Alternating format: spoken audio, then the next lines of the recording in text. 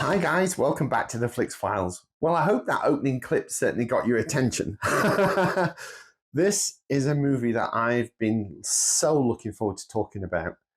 And I love this film. I saw this when it first came out and I've just enjoyed it every year. I probably watch it 2 or 3 times a year. Never gets old. I absolutely love it. And it's going to be a fun video to make this one because I'm going to try and win you over, because there's a lot of people out there that hate this movie. And I've heard it described as it's so bad that it's good. But I just think it's good. I don't think it's a bad movie. I think for the kind of movie that it is and the kind of movie that it's set out to be, it's probably the best example you're ever going to see of this kind.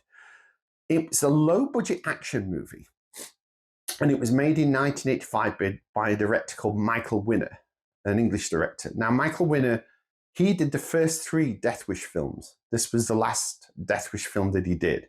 And I think he directed a total of 6 films with Charles Bronson. And at this stage, it's fair to say that his directing career was starting to wind down.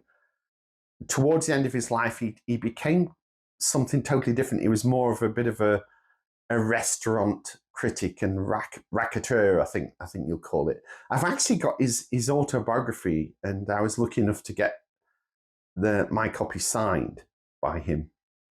And he came across as a really, really pleasant fellow. But I have read a lot of interviews of people that worked with him that said that on a film set, he was a bit of an egomaniac and quite controlling. Now, obviously, I can't comment on that, but looking at the work that he produced with Death Wish 3, he seemed to have a knack of doing very good action with very little money, because this was a movie that was financed by Cannon Films. And anyone that knows their movies will know that Cannon was a film studio that was very active throughout the 1980s, and they specialized in making a lot of low-budget movies on the hope that certain ones would be a critical hit and would make a lot of money, which they would then immediately bankroll into making more movies. And it was a strategy that worked for them throughout the 1980s, but as they got into the early 90s, they started to get into financial difficulties. I think because of the quality of movies they were making were just getting less and less. They weren't really making any money. But Death Wish 3 was a success. When it opened in the US, I've read that it was #1 at the box office for 2 weeks straight. And the budget for this movie was about $10 million. And it's set in New York, but to make it cheaper, they filmed the majority of it in Michael Winner's home city of London, at Brixton part of London. And they used the disused Lambeth Hospital for certain scenes, namely the police station, and some of the apartment rooms that they used were in the Lambeth Hospital building. Yeah, and they dressed certain streets of Brixton to look like New York, and they did it really well. And if you didn't know that they filmed the majority of this in London, you would never have guessed. You would just assume they're in New York the whole time. And yeah, this was the 3rd movie. I've seen the first 2 Death Wish movies, and they're very good, but I always find that the second Death Wish movie, which was released in 1982, a very hard watch, because there's an extended rape sequence in it near the beginning that's vicious, and it's not pleasant, and you come away from that film feeling very uncomfortable. And I haven't seen that for many a year, and will probably never watch it again. And I've seen the first Death Wish, and that is more of a straight-up 70s thriller. And that was on a lot of film critics' top 10 best of the year when that came out. But Death Wish 3 is the one I've always loved, because What I'm going to try and explain in this video is why I love it, because as an action movie, it's like the best template you can have for an out-and-out straight as an arrow action film.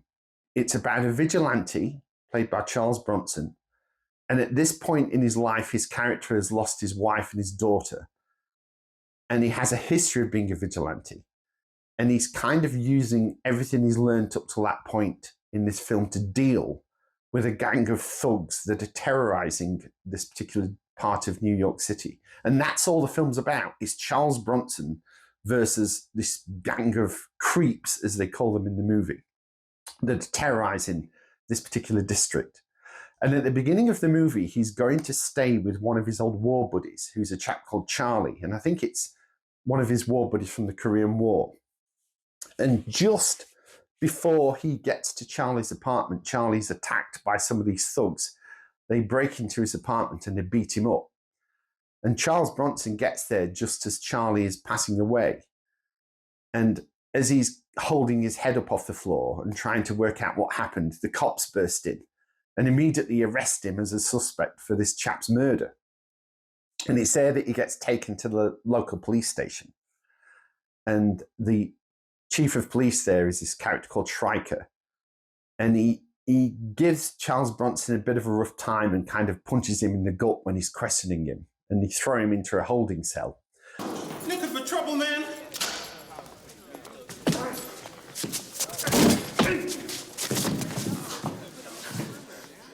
You fucker! And it's there that we see the first bit of Charles Bronson being the professional vigilante that he is. And while he's in the cell, he sees that there's a toilet in the corner of the cell, which is, whether he's thinking of using it, but he walks over and he sees that the toilet's been vandalized by one of the other inmates. And the inmate just says, I tore it out. What are you going to do about it? And goes to hit him. So Charles Bronson deals with him in a very abrupt way. I tore it out.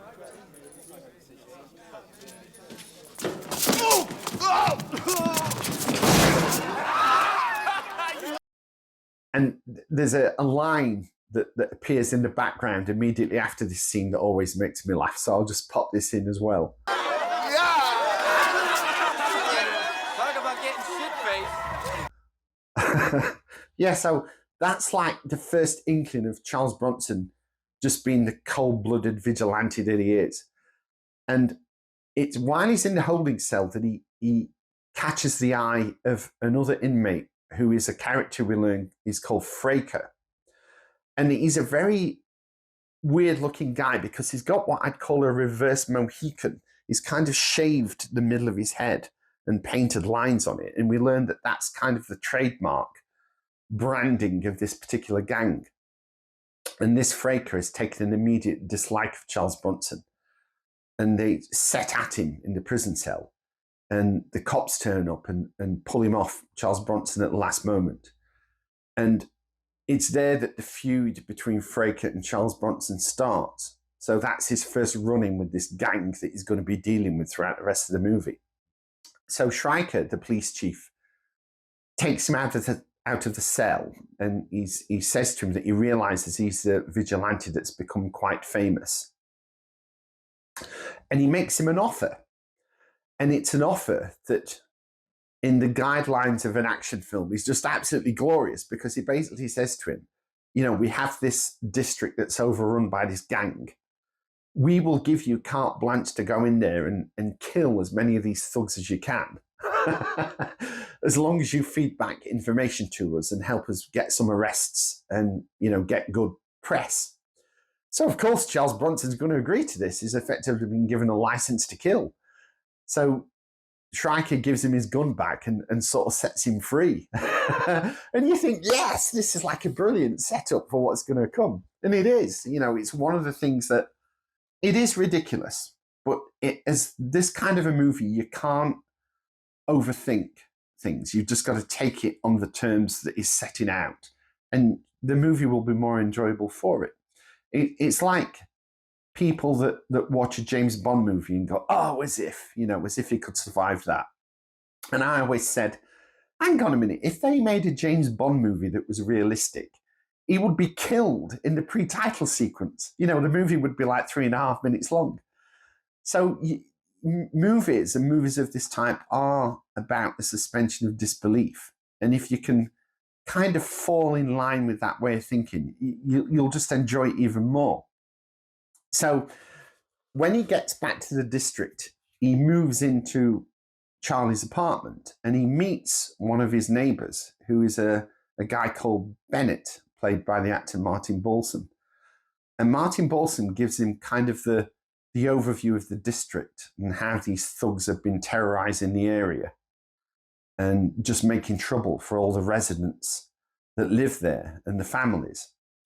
So Charles Bronson decides how he's going to tackle this. And the first thing he goes and does, which again is just a glorious idea and it plays out really well, is he goes to and buys a car, which he pays cash for, and he drives it back into the district and just leaves it parked on the street. And I think it's Bennett sees him get out this car and he's saying, well, what's the idea here? And he just like goes, bait. And then it's just a waiting game. And I think he's in the apartment block having a meal with some of the elderly residents, and they hear the sound of like breaking glass coming from outside. So Charles Bronson wanders back down into the street and he sees these two thugs breaking into his car. And when he asks them what they're doing, they just like say, What's the problem?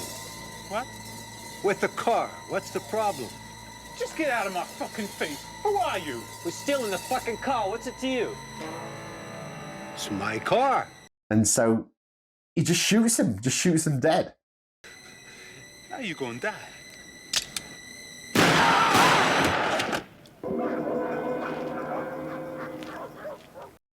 And it's glorious, and then he just does it so casually, just puts his gun away, goes back into the apartment block and finishes his meal. And there's an elderly couple that have a thug that keeps breaking into the house and keeps getting in through the window. So to help them, he builds this trap, like an X-rated Home Alone, where he gets like a long plank of wood and attaches it to this big, heavy industrial spring and sets up this release mechanism. And he shows them it working so that when whoever opens the window from the outside, this plank will be released and it will shoot up and hopefully belt them in the face and make them think twice about doing it again. So it's this lovely, he gives you a dry run of how it will work. And then a few scenes later in the movie, we actually see the consequences of it. Yes, I do. And it's this great moment when he pulls this plank back down and you see two teeth embedded in it, as if it's hit this guy so hard, it's knocked out his two front teeth. And he sets up a similar trap in his own apartment building where he sees that somebody has like been breaking in through his window. So he gets a square piece of wood and hammers a lot of nails through it and then shoves it on the floor directly underneath the window. And we kind of forget about it. And then there's a scene later in the movie when he goes into his apartment and he sees all these bloody footprints everywhere on the floor.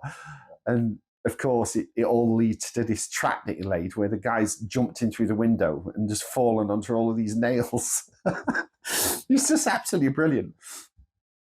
So because the gang realize that somebody in the district is kind of fighting back, they also up their game and they attack the wife of one of the people that is befriended, and she ends up in hospital.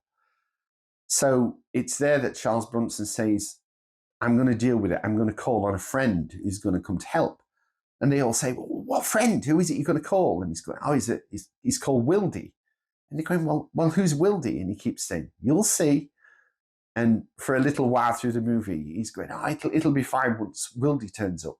So they're going, well, who's Wildy? And he's going, you'll see, he'll be here soon.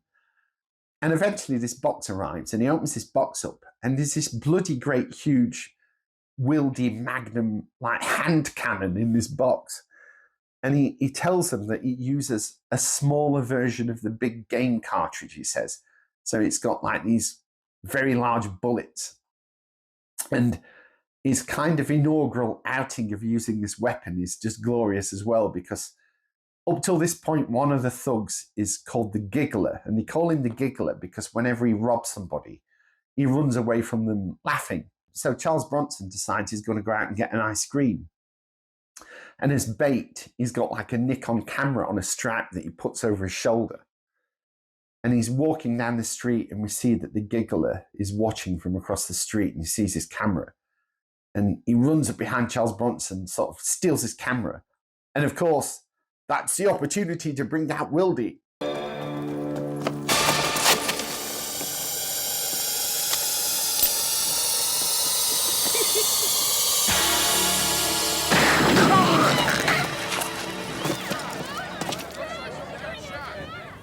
And he just blows him away, blows a great big hole in him. And because the Giggler is like a big part of the thugs as a unit, the leader takes real offense at this. So they up the game and they decide to fight back in a very big way. And Bennett, the Martin Balsam character, he explained early in the movie that he runs a little shop that fixes like taxi meters. And they blow his shop up. And Bennett is so enraged that we find out that in his apartment where he lives, he's got this wardrobe where he stores 2 bloody Browning machine guns of like leftovers from the Second World War, with, you know, a huge big chain of ammunition. And you think, oh my God, he's going to go and attack him with his big machine gun. And he goes outside with it, but unfortunately the thing jams and it doesn't work, and he gets overrun by the thugs. And they end up putting him in hospital. And Kersey goes to see him in the hospital, and Bennett explains to him that he did try to fight back, but the weapon jammed. But he does have another submachine gun. So he says there's another one in the cupboard if you want to go and use it. And at this point, the wife of one of his friends who is in hospital has died. So he's really upset, and he's wanting to fight back. And the two of them kick off what is then the last third of the movie, which is just glorious. And it's everything you'd want from a piece of 1980s action cinema. And I think it's here that Michael Winner just shows how he had a real knack for staging action that's easy to follow, that's not using horrible shaky cam and lots of fast cuts. We can always see what's happening.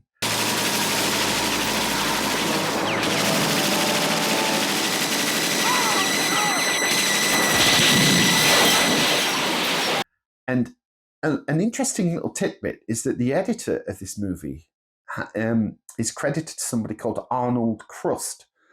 And I've learned that Arnold Crust is actually Michael Winner. And he did all of the editing for this movie himself at his own house. He had a little editing studio in his house. So after he shot the movie, he just locked himself away for however many weeks it took him and came up with Death Wish 3 and did all the editing himself. And he did a bang-up job of it. Because, as I say, the last sort of 25 minutes of this movie is just full on.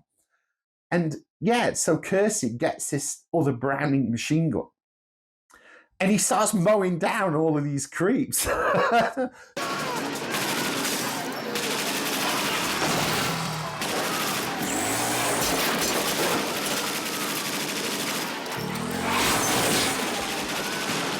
Because they call them creeps throughout the whole movie. They don't call them thugs. They always call them creeps for some bizarre reason. Oh my Lord, it's the creep that stole my pocketbook 3 weeks ago. All right. Yeah, so he just goes out onto the street, and whenever they see a gang of creeps, he's just blowing them away. And, there's like a car full of them driving down the street. He's shooting at them with his Browning machine gun and just turning them all into Swiss cheese. And eventually that runs out of ammunition. So the two of them then result to their, Bronson has his Wildy Magnum, and the other guy's using some sort of a pop gun that is manufactured using a tube, so it can only fire one shot at a time. But the two of them then go into like street level battles of just shooting every thug and they're like in trees on tops of buildings, and they're blowing them away left, right, and center. And then it's intercut with other residents that are then calling to arms, and they're also fighting back. And we see that someone else has used one of the traps that Charles Bronson improvised. And we see a thug open a door to this building, and one of the planks comes up and hits him in the face, only this one has got a bloody spike attached to it that hits him right in the middle of his forehead. And there's another woman I remember that pushes one of the baddies out through a window using a brush and knocks him out of the second floor window of this building. And yeah, and it's just a glorious sequence of non-stop action and gunfire, and it's just fantastic.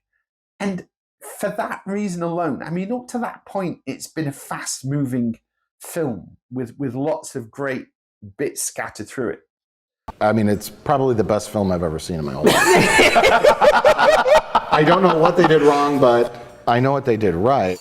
But it's worth watching this movie just for the last third of it. Death Wish 3. Okay.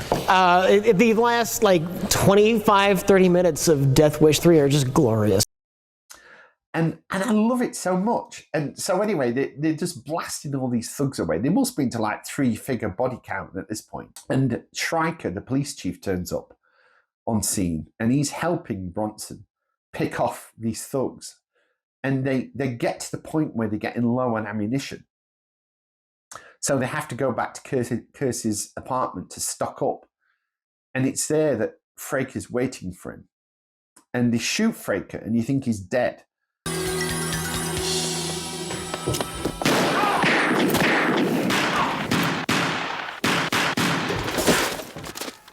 But it's the old Fatal Attraction thing of when the back's turned, he stands up, and it turns out he's wearing a bulletproof vest. So they're all in a three-way standoff. And Kersey takes the opportunity to use this bloody rocket launcher that he's also got from mail order and just fires a rocket at him and blasts him straight through the side of the building that they're in and blows him out onto the street.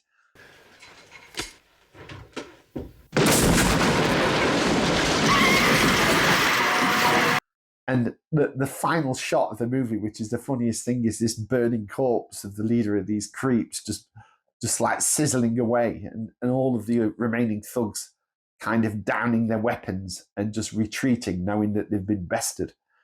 And it's just brilliant, and talking about it has just made me want to watch it again. I probably will. I'll probably end up watching it tonight. And it's just a great, as I say, exactly what it says on the tin kind of action movie. Everything you'd want it to be. If somebody said it's a movie about a vigilante that deals with a big gang of thugs in New York district in a very violent way, you kind of picture how that would play out in your mind. And this movie delivers 100% that promise. And it's for that reason that I love it. And it's easily in my top 5 action movies of all time. Now, whether you agree with me or you disagree with me is absolutely fine.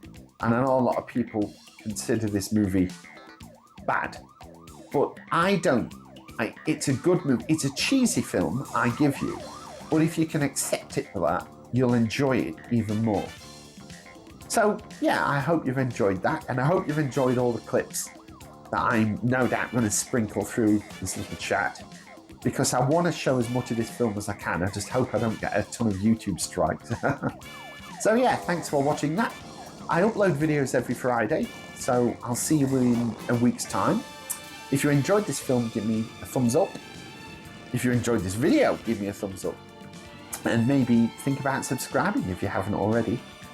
I've only been on YouTube for a short period of time, but I'm slowly starting to build a bunch of videos. So if you enjoyed this, perhaps have a look back at some of the others that I've done and see if there's anything else there that tickles your fancy. So yeah, thanks for watching, and I'll see you on the next one. Bye for now.